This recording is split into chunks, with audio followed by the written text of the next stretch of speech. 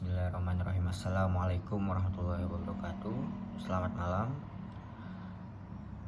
Perkenalkan, nama saya Muhammad Raffi Noval. Izinkan saya mempresentasikan terkait sistem administrasi pada negara demokrasi Indonesia. Pertama-tama saya ingin berterima kasih kepada Pak Auri Fahriansyah telah mengizinkan saya untuk mempresentasikan hasil presentasi saya. Masuk kepada poin pertama, latar belakang sistem administrasi pada negara demokrasi Indonesia. Sistem administrasi pada negara demokrasi di Indonesia terdapat 3 fase. Fase pertama yaitu awal kemerdekaan, yang kedua Orde Lama dan Orde Baru, dan yang ketiga reformasi pada tahun 1998.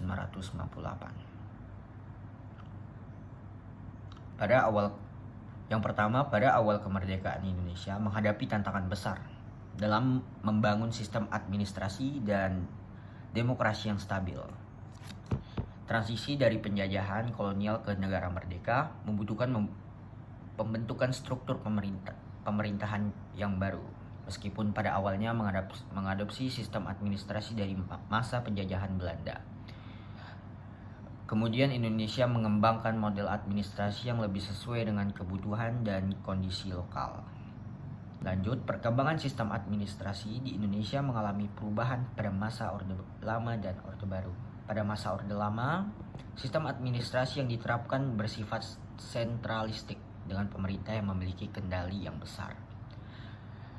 Sementara pada masa Orde Baru, pemerintah fokus pada pembangunan infrastruktur dan pertumbuhan ekonomi dengan sistem administrasi yang cenderung birokratis dan terpusat di Jakarta. Lanjut, setelah reformasi pada tahun 1998, Indonesia memasuki era demokrasi yang lebih terbuka dan sistem inklusif. Meskipun demikian, Indonesia masih dihadapkan pada beberapa tantangan saat ini, seperti korupsi dan praktik nepotisme, ketimpangan antara daerah, perkotaan dan pedesaan, partisipasi politik masyarakat yang perlu ditingkatkan, serta pengaruh digitalisasi dan teknologi informasi dalam sistem administrasi pemerintahan. Lanjut pada poin berikutnya, definisi konsep sistem administrasi.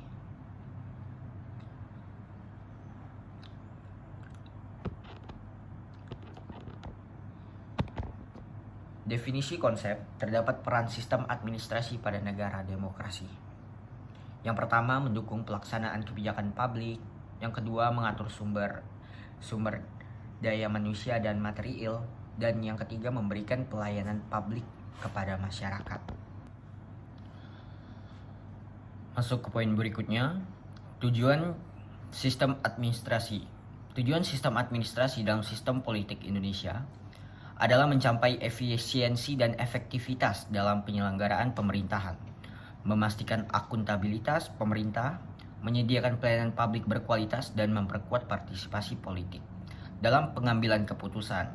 Selain itu, sistem administrasi ini juga bertujuan untuk meminimalkan praktik korupsi, nepotisme, dan penyimpangan lainnya, serta menjamin kesetaraan dan keadilan dalam pelayanan publik di seluruh wilayah Indonesia. Lanjut pada konsep administrasi dalam negara demokrasi. Terdapat prinsip-prinsip demokrasi. Prinsip-prinsip demokrasi yang pertama, partisipasi publik. Yang kedua, pengambilan keputusan kolektif dan perlindungan hak asasi manusia. Pada kajian teori menurut para ahli, menurut Fred Weyrich, sistem administrasi dalam negara demokrasi melibatkan interaksi antara pemerintah, birokrasi, dan masyarakat. Sedangkan menurut Woodrow Wilson, pentingnya efisiensi dan organisasi dalam menjalankan tugas administratif pemerintah. Lalu menurut Max Weber, birokrasi sebagai sistem administrasi yang rasional dan terorganisasi dengan aturan yang jelas, hierarkis, dan berdasarkan kompetensi.